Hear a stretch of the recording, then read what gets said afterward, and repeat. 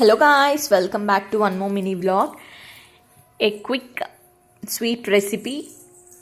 Sweets తినని వాళ్ళకి కూడా ఇష్టమైన గులాబ్ జామున్ అనమాట. Even I don't like sweets anymore, కానీ గులాబ్ జామున్ చేస్తే తింటాను. అండ్ మా అత్తయ్య చేస్తే చాలా బాగుంటుంది. ఈసారి అయితే అడిగి మరీ చేయించుకుంటున్నాను. ఇప్పుడైతే మనం ఎలా చేసుకోవాలో చూసేద్దాం. ఎంటీఆర్ గులాబ్ జామున్ పౌడర్ అయితే తీసుకున్నాం మేము.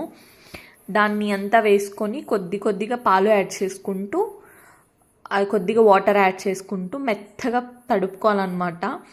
అలాగే ఇందులోకి అత్తయ్య నెయ్యి యాడ్ చేస్తున్నారు. సో మనం చపాతీ పిండి కంటే మెత్తగా తడుపుకోవాలి, చాలా మెత్తగా. సో దట్ బాల్స్ అదే గులాబ్ జామున్ బాల్స్ గట్టిగా రాకుండా ఉంటాయి అన్నమాట. చాలా మెత్తగా సాఫ్ట్గా ఉంటే బాగుంటాయి కాబట్టి. నెక్స్ట్ అయితే ఇప్పుడు మనం షుగర్ సిరప్ని అయితే ప్రిపేర్ చేసేసుకుంటున్నాము. మనం ఇప్పుడు ఒక గ్లాస్ ఆఫ్ షుగర్, ఒక కప్ ఆఫ్ షుగర్ తీసుకుంటే దానికి డబుల్ వాటర్ యాడ్ చేసుకొని స్టవ్ మీద పెట్టేసుకుంటే షుగర్ సిరప్ రెడీ అవుతుంటుంది. అంతలోపు అయితే ఇక్కడ జామున్ బాల్స్ అయితే రెడీ చేస్తున్నారు అత్తయ్య. ఇవి స్టిక్ అవుతాయి కాబట్టి టూ హ్యాండ్స్కి ఆయిల్ అయితే అంటించుకొనేసి మనము జామున్స్ని అయితే ప్రిపేర్ చేసేసుకోవాలి. చిన్న సైజ్ ఆర్ పెద్ద సైజ్ మీ ఇష్టం. అత్తయ్య అయితే పెద్దగా చేస్తారు, సో దట్ రెండు తిన్నా కూడా చాలా అనిపించేటట్టు.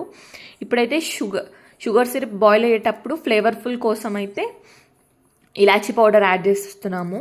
So that sugar syrup ready అయిపోయింది, పక్కన పెట్టేసి ఇప్పుడు స్టవ్ ఆన్ చేసి కడాయి పెట్టుకొని డీప్ ఫ్రైకి తగినట్టు ఆయిల్ వేసేసుకోండి. ఇప్పుడు మనం ప్రిపేర్ చేసి పెట్టుకున్న జామున్ బాల్స్ని అయితే ఒక్కొక్కటిగా వేసి మీడియం ఫ్లేమ్లోనే మంచిగా ఫ్రై చేసుకోండి. సో దట్ లోపల మెత్తగా ఇంకా పిండి ఉండకోకుండా నీట్గా మొత్తం అంతా కాలేటట్టు. ఇంకా ఇలా అన్నీ వేసుకొని హాఫ్ అన్ అవర్ వెయిట్ చేస్తే మనకు కావాల్సిన యమ్మీ గులాబ్ జామున్ రెడీ.